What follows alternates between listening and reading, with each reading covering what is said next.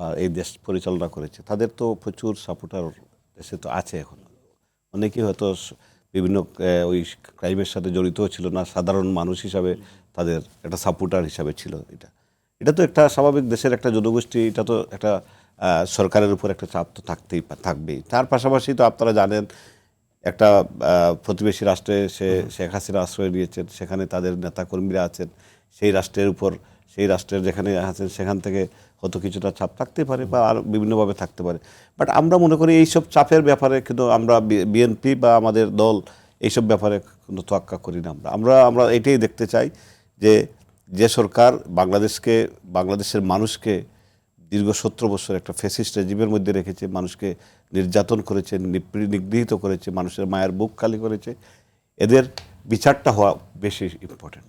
এই বিচারটুকু হওয়ার পরে তারপরে তাদের ব্যাপারে কথা বলা যাবে, আমরা কি করতে চাই না চাই, ট্রুথ কনসিলিউশন হোক বা যাই হোক, এটা পরবর্তী ব্যাপারটা হচ্ছে এটাই আমাদের কাছে প্রাধান্য এবং এটাই আমাদের কাছে সবচেয়ে অগ্রাধিকার।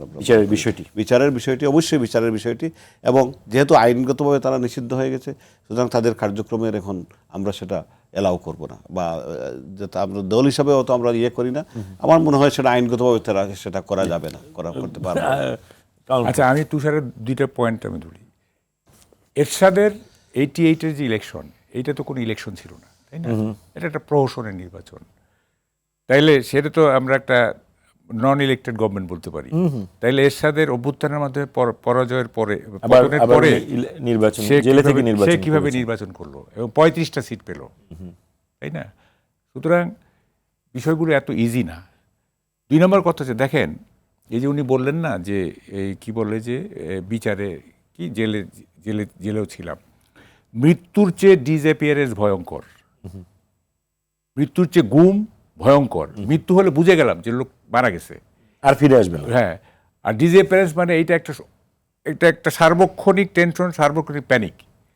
এরকম বিচারে শাস্তির চেয়ে আন্ডার ট্রায়াল প্রিজনার হওয়া ভয়ঙ্কর।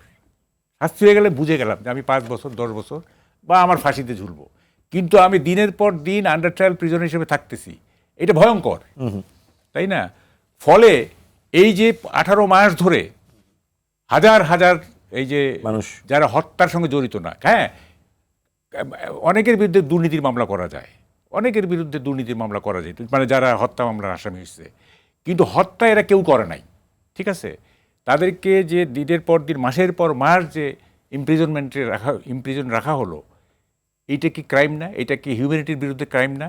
Systematic crime. শুনেন, এইটা আমি বলি, মানে সব কিছুকেই না থিওরাইজ করা যায়, হ্যাঁ, এবং আমি এটা মনে করি না যে ইন্টারন্যাশনালি একটা রিকগনাইজ হইলেই সেটা কি বলে যে one against truth May lie with single minority.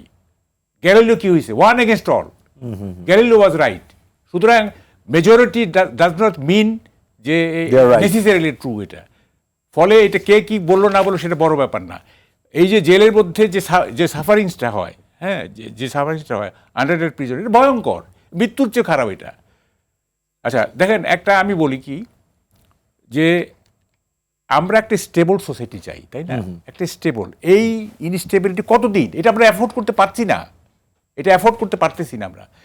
তো আপনি কি মনে করেন যে আওয়ামী লীগকে কোয়ার্সিভলি দমন করতে গিয়ে আপনারা একটা স্টেবল সোসাইটি পাবেন? কোনোদিনও সম্ভব না। বল প্রয়োগের মাধ্যমে আওয়ামী লীগকে নিঃশেষ করার চেষ্টার মধ্য দিয়ে আপনি একটা স্টেবল সোসাইটি পাবেন না। এটা খুব জলবৎ তরলং, এটা নিয়ে বিতর্ক করার কিচ্ছু নাই।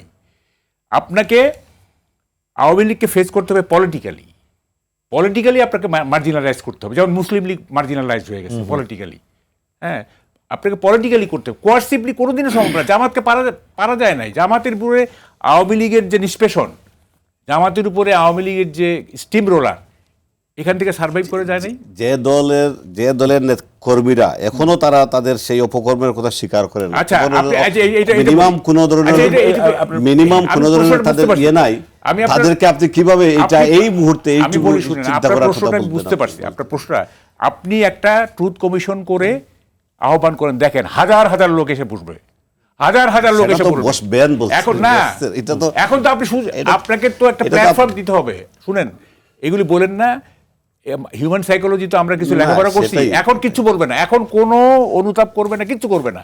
কিন্তু আপনি একটা প্ল্যাটফর্ম দাঁড় করান যে আসো ট্রুথ প্ল্যাটফর্ম কিভাবে দাঁড় করানো, যে দল নিষিদ্ধ হয়েছে, যে দলকে এটা- জেল এটা কোনো logic হইলো? হ্যাঁ, এটা তো অবশ্যই। আপনি কোনো কিভাবে logic বলবেন না আসো তোমরা ট্রুথ করো, এটা কি সেটা কিভাবে সম্ভব? আরে আমরা তো How is possible? না এটা না তো quite impossible. হ্যাঁ, আপনি তো you are beating around the bush. আমি বলতেছি যে না, না।